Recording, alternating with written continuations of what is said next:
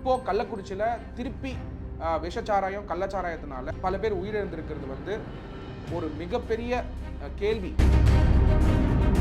எங்கெல்லாம் கள்ளச்சாராயம் காய்ச்சுறாங்கன்றதை கண்டுபிடிச்சு அவங்கள அரெஸ்ட் பண்ணி அதை கம்ப்ளீட்டா ப்ரோஹிபிட் பண்ணி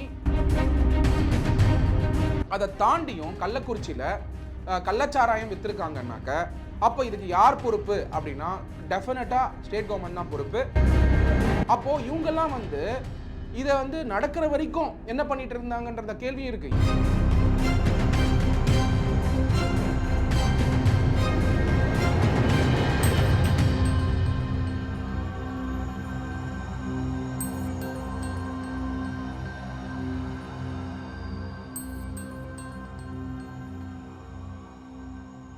எல்லோருக்கும் என்னுடைய அன்பான வணக்கங்கள்.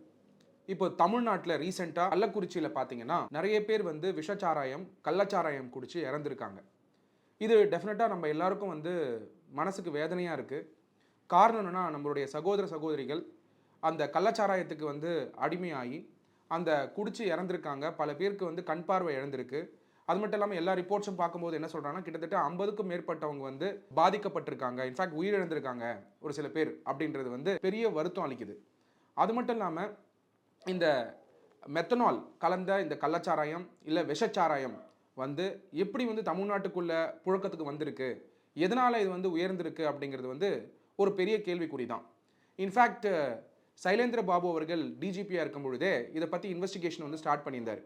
விழுப்புரத்தில் ஒரு 1.5 வருடத்துக்கு முன்னாடியே இதே மாதிரி வந்து கள்ளச்சாராயம் விஷச்சாராயத்தால் பல பேர் இறந்தாங்க. உடனே வந்து தமிழ்நாடு கவர்மெண்ட்டும் இதுக்கு இன்வெஸ்டிகேட் பண்ணணும் அப்படிங்கிற அந்த ஆங்கிளில் இன்வெஸ்டிகேஷன் தொடங்கினாங்க. ஆனால் முழுசாக வந்து தமிழ்நாடு கவர்மெண்ட்டோட இன்வெஸ்டிகேஷன் ரிப்போர்ட்ஸும் இன்னும் வந்துகிட்டு இருக்கு. ஆனால் அது முடிவடையாத தருணத்தில் இப்போ கள்ளக்குறிச்சியில் திருப்பி விஷச்சாராயம் கள்ளச்சாராயத்தினால பல பேர் உயிரிழந்திருக்கிறது வந்து ஒரு மிகப்பெரிய கேள்வி. அதாவது ப்ரொஹிபிஷன் டிபார்ட்மெண்ட் வந்து கரெக்டாக செயல்படுறாங்களா இல்லையா அப்படிங்கிற கேள்வி தமிழ்நாடு மக்கள் மத்தியில் வந்திருக்கு. எல்லாரும் இந்த தருணத்தில் சட்டத்தில் இருக்கக்கூடிய முக்கியமான ஒரு விஷயத்தை தெரிஞ்சுக்கணும். அதாவது தமிழ்நாடு கவர்மெண்ட் வந்து home prohibition and excise department ஒரு டிபார்ட்மெண்ட் இருக்குது. இன்ஃபேக்ட் இந்த டிபார்ட்மெண்ட்டுக்கு மினிஸ்டராக இருந்தவர் செந்தில் பாலாஜி அவர்கள், அவர் வந்து 2021 ஒரு முக்கியமான ஒரு பதிவை வந்து ரிலீஸ் பண்ணியிருக்காரு. அந்த பதிவாகப்பட்டது home prohibition and excise department அப்படிங்கிற அந்த தலைப்பில் ஒரு பதிவு வந்து ரிலீஸ் பண்ணியிருந்தார். இன்ஃபேக்ட் ஒரு வெள்ளை அறிக்கை மாதிரியே இருந்தது. அதில் ஹோம் ப்ரொஹிபிஷன் எக்ஸைஸ் டிபார்ட்மெண்ட்டுடைய ரோல்ஸ் என்ன, ரெஸ்பான்சிபிலிட்டிஸ் என்ன அப்படின்னு கிளியராக குறிப்பிட்டிருந்தது அந்த ரிப்போர்ட்டில். இன்ஃபேக்ட் மெட்ராஸில் ஒரு ஆக்ட் இருந்தது. அந்த ஆக்ட் ஆகப்பட்டது மெட்ராஸ் பிரசிடென்சியாக இருக்கும் பொழுது, அதாவது நம்ம சுதந்திரம் வாங்குறதுக்கு முன்னாடி ஒரு ஆக்ட் இருந்தது. அந்த ஆக்ட் ஆகப்பட்டது மெட்ராஸ் அப்காரி ஆக்ட் ஆஃப் 1886. அதில் என்ன பண்ணியிருந்தாங்கன்னா பிரிட்டிஷர்ஸு, இங்கே வந்து லோக்கல் மேனுஃபேக்சரிங் ஆஃப் ஆல்கஹால் இருக்கக்கூடாதுன்னு ஃபாரின் லிக்கரை ப்ரொமோட் பண்ணுறதுக்காக அந்த ப்ரொஹிபிஷன் ஆக்டை கொண்டு வந்தாங்க. சப்சிக்வெண்ட்டாக தமிழ்நாடு ப்ரொஹிபிஷன் ஆக்ட் 1937 கொண்டு வந்து லிக்கர் ப்ரொடக்ஷன் ஆகப்பட்டதை கம்ப்ளீட்டாக ப்ரொஹிபிட் பண்ணுறதுக்கான செயல்பாடுகள் எடுத்தாங்க. சுதந்திரம் வாங்கினதுக்கப்புறம் கூட தமிழ்நாடு ஸ்டேட் பொறுத்த வரைக்கும் லிக்கரை வந்து ப்ரொஹிபிட் பண்ணணும்னா பல செயல்பாடுகளை வந்து கவர்மெண்ட் எடுத்துக்கிட்டு இருந்தாங்க. அப்போ இருந்த கவர்மெண்ட்லேருந்து, அதாவது 1947 ஆனால் சப்சிக்வெண்ட்டாக பார்த்தீங்கன்னா லிக்கர் ஷாப்ஸ் வந்து ஓப்பன் பண்ணுறாங்க 1971. அதுக்கப்புறம் லிக்கர் ஷாப்ஸ் ஓப்பன் பண்ணும்போது ப்ரைவேட் லிக்கர் ஷாப்ஸ் இருக்குது. அதை தாண்டி வந்து கள்ளச்சாராயம் காய்ச்சறது அந்த டைம்லேருந்தே இருந்துட்டு இருந்தது. ஆனால் ரீசெண்டாக 2021 அப்புறம் தமிழ்நாட்டில் கள்ளச்சாராயம் காய்ச்சறதுங்கிறது அதிகப்படியாக ஆகியிருக்கிறது. ஒரு கவர்மெண்ட்டோடைய செயல்பாடை கொஸ்டின் பண்ணுற மாதிரி இருக்குது. அது மட்டும் இல்லாமல் ப்ரொஹிபிஷன் டிபார்ட்மெண்ட்டோட ரோலே எங்கெல்லாம் கள்ளச்சாராயம் காய்ச்சுறாங்கன்றதை கண்டுபிடிச்சு அவங்கள அரெஸ்ட் பண்ணி அதை கம்ப்ளீட்டாக ப்ரொஹிபிட் பண்ணி மார்க்கெட்டில் செல் பண்ண விடாமல் பண்ணுறது தான் அவங்களுடைய மெயின் ரோலே. கிட்டத்தட்ட 96 போலீஸ் ஸ்டேஷன் ப்ரொஹிபிஷன் டிபார்ட்மெண்ட்டுக்கு வந்து பவர் கொடுத்த போலீஸ் ஸ்டேஷன் இருக்காங்க. இன்ஃபேக்ட் டோல் ஃப்ரீ நம்பர்ஸும் கொடுத்துருக்காங்க கவர்மெண்ட் ஆஃப் தமிழ்நாடு. அதை தாண்டியும் கள்ளக்குறிச்சியில் கள்ளச்சாராயம் வித்திருக்காங்கன்னாக்க அப்போ இதுக்கு யார் பொறுப்பு அப்படின்னா டெஃபினட்டாக ஸ்டேட் கவர்மெண்ட் தான் பொறுப்பு மட்டும் கிடையாது, ப்ரொஹிபிஷன் டிபார்ட்மெண்ட்டு முழுசாக இதுக்கு வந்து பொறுப்பேற்றுக்கணும். இதை தாண்டி கள்ளக்குறிச்சியில் இருக்கக்கூடிய கலெக்டரும் இதுக்கு பொறுப்பு. காரணம் என்னன்னா, கலெக்டருங்கிறவர் வந்து அந்த டிஸ்ட்ரிக்டில் இருக்கக்கூடிய எல்லா ஆக்டிவிட்டிக்குமே பொறுப்பெடுக்கக்கூடிய அட்மினிஸ்ட்ரேட்டிவ் ரோல தான் இருக்காரு. அப்போ இதை ப்ரொஹிபிட் பண்ற இடத்துல கவர்மெண்ட் இருக்கும் பொழுது, கலெக்டர் இருக்கும் பொழுது, ப்ரொஹிபிஷன் டிபார்ட்மெண்ட் இருக்கும் பொழுது, டோல் ஃப்ரீ நம்பர் கம்ப்ளைண்ட் பண்றதுக்கு இருக்கும் பொழுது, எப்படி வந்து கள்ளக்குறிச்சியில மெத்தனால் கலந்த விஷச்சாராயமும் கள்ளச்சாராயம் விற்கப்பட்டிருக்கும் அப்படிங்கிறது ஒரு பெரிய கேள்விக்குறி தான். இதுக்கு நடுவில் பார்த்தீங்கன்னா இந்த மெத்தனாலை வந்து எப்படி வந்து புழக்கத்தில் கொண்டு வராங்க அப்படிங்கிற அடுத்த கேள்வி இருக்கு. இன்ஃபேக்ட் ஜிஎஸ்டி வந்ததுக்கு அப்புறம், கூட்ஸ் அண்ட் சர்வீஸ் டேக்ஸ் வந்ததுக்கு அப்புறம் எந்த ஒரு பொருளை மூவ்மெண்ட் பண்ணாலும், வண்டிலேயோ இல்லை விநியோகம் பண்ணுறதுக்கோ எடுத்துகிட்டு போனாலும் ஈவே பில் தேவை. அந்த ஈவே பில்ல மெத்தனால் அப்படிங்கிறதுக்கான harmonise system of nomenclature HSN code இருக்கும். அப்போது ஜிஎஸ்டி கட்டி தான் அந்த மெத்தனாலை வாங்கியிருக்காங்கன்னாக்க அந்த மெத்தனால் ஆகப்பட்டது இண்டஸ்ட்ரியல் யூஸ்க்கு தான் பயன்படுத்தணும்னு ரெஸ்ட்ரிக்ஷன் இருக்குது. அப்போது ஜிஎஸ்டி கட்டின அந்த மெத்தனாலை டிரான்ஸ்போர்ட் பண்ணி கள்ளக்குறிச்சியில் கள்ளச்சாராயமும் விஷச்சாராயமும் காய்ச்சிருக்காங்கன்னாக்க அப்போ ஜிஎஸ்டி டிபார்ட்மெண்ட் கண்டிப்பாக இதை செக் பண்ணணும். இதை செக் பண்ணுறது மட்டும் இல்லாமல் தொடர்ச்சியாக ஜிஎஸ்டி டிபார்ட்மெண்ட் பேட்ரோல் பண்ணி ரோவிங் ஸ்குவாட்ஸ்னு சொல்லுவாங்க ஜிஎஸ்டி டிபார்ட்மெண்ட்டு.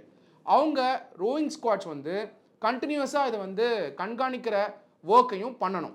அப்படி பண்ணாதான் இதை வந்து கம்ப்ளீட்டாக வந்து மெத்தனாலுடைய புழக்கத்தை தமிழ்நாட்டில் குறைக்க முடியும். அப்போது இது ப்ரொஹிபிஷன் டிபார்ட்மெண்ட்டோட வேலை மட்டும் கிடையாது, ஜிஎஸ்டி டிபார்ட்மெண்ட்டும் களத்தில் இறங்கி மெத்தனால் ஆகப்பட்டது, ஜிஎஸ்டி கட்டின மெத்தனால் ஆகப்பட்டது எப்படி வந்து புழக்கத்தில் இருக்குது அப்படிங்கிறத கண்டுபிடிக்கிற இன்வெஸ்டிகேஷன் ஒர்க்கையும் பண்ணணும். அப்போ தான் இந்த கள்ளச்சாராயம் விஷச்சாராயம் காய்ச்சறதாகப்பட்டது குறையறதுக்கான வாய்ப்புகள் இருக்குது. ஸோ இந்த கள்ளச்சாராயம் விஷயத்தை அரசியல் தலைவர்கள் அரசியலாக்கி மக்களுக்கு விழிப்புணர்வு கொடுத்தா கூட, ஆனால் இது அரசியலோடு நிற்கக்கூடாதுன்றது தான் ரொம்ப இம்பார்ட்டன்ட். ஏன்னா இன்னைக்கு 50க்கும் மேற்பட்ட குடும்பங்கள் டைரக்டாக அஃபெக்ட் ஆயிருக்காங்க இந்த கள்ளச்சாராய விஷயத்தினால. அப்போது அந்த குடும்பத்தில் இருக்கக்கூடிய குழந்தைகள் படிச்சுட்டு இருப்பாங்க, அவங்க வந்து பார்த்தீங்கன்னா வறுமை கோட்டு கீழே இருக்காங்க. ஏன்னா வறுமை கோட்டு கீழே இருக்கவங்க தான் பெரும்பாலானவங்க வந்து கள்ளச்சாராயம் வாங்கி குடிக்கிறதுக்கான வாய்ப்புகள் இருக்குது. அப்போது அங்கே இருக்கக்கூடிய அரசியல் தலைவர்கள், லோக்கலில் இருக்கக்கூடிய கவுன்சிலர், அங்கே இருக்கக்கூடிய மாவட்ட செயலாளர், ஒரு கட்சியிலும் இருக்காங்க, எல்லா கட்சியிலுமே இருக்காங்க.